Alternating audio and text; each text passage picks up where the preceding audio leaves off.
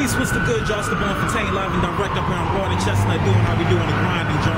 Standing here with the good brother Afloe on another whole nother level, man. So for those that don't know, me and brother Afloe, I think the first time I really met you, you had put together a show for the boy Chief Ross. Yeah, that's when you first met me. That's when I first met you. I mean, this is how we do real life, man. Love your love, man. This is one of my mentors in the mixtape game on some real. On some real. What's up?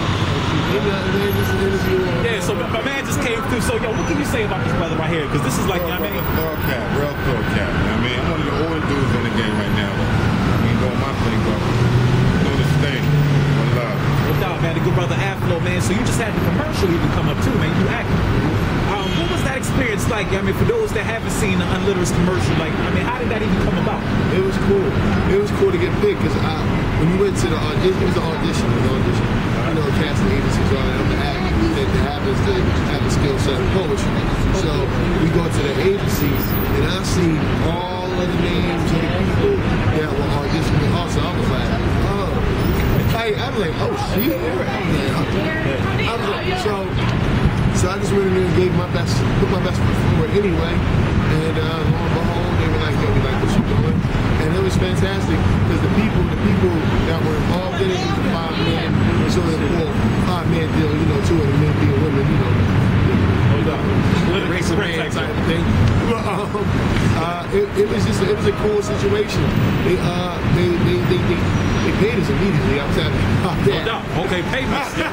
Yo, they gave us per diem for grub, and we had a lot of opportunities to do things around the city that brought our visibility.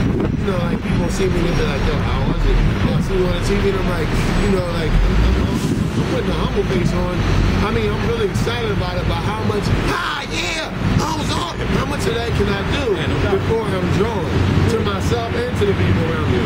So I'm like, I just keep it in perspective and say, it was an opportunity, it was a blessing, and how do I move forward? No, not how do I move forward, continually move forward, appreciate the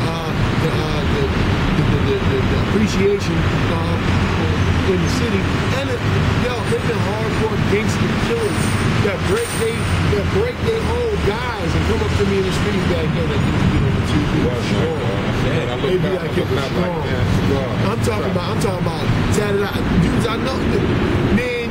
Dudes you heard about, you like, oh, you know, people hear stuff about me, you hear stuff about people, certain people in the city, and they come out there and they say some piece of poetry you did about anti-litter is strong, and that meant a real lot to me.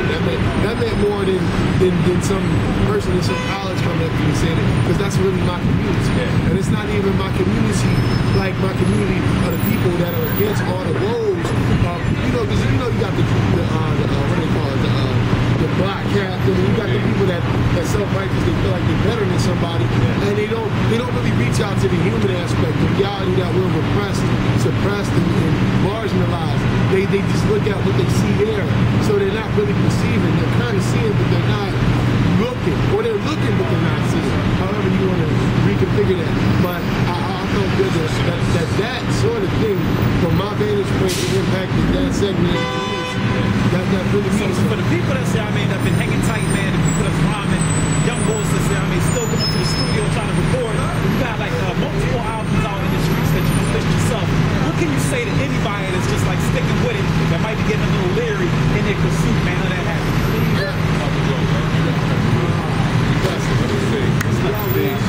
I say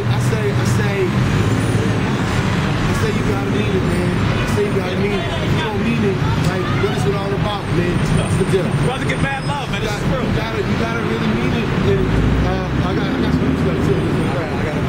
Alright, cool. You listen to shit, that's fine. You gotta really mean it. I feel like say something. And if you say something and you mean it, it don't matter if they like it. It don't matter if the man in the 3-piece with the high-rise suite of an office acclimates your thing with his thumbs up and his signage. It doesn't validate your humanity, your artistry, or your bank account necessarily. Because they can take it. You can be bankrupt. You can indoctrinate a whole bunch of people into some idea you ain't even a part of, and then years down the line you are bankrupt, destitute, has been, hogwash, wish wish you were, could have been, should have been, all those if, ands, and if it was a split, we'd be all messed up, sort of antecedents. No. I mean, so you really should mean it from there.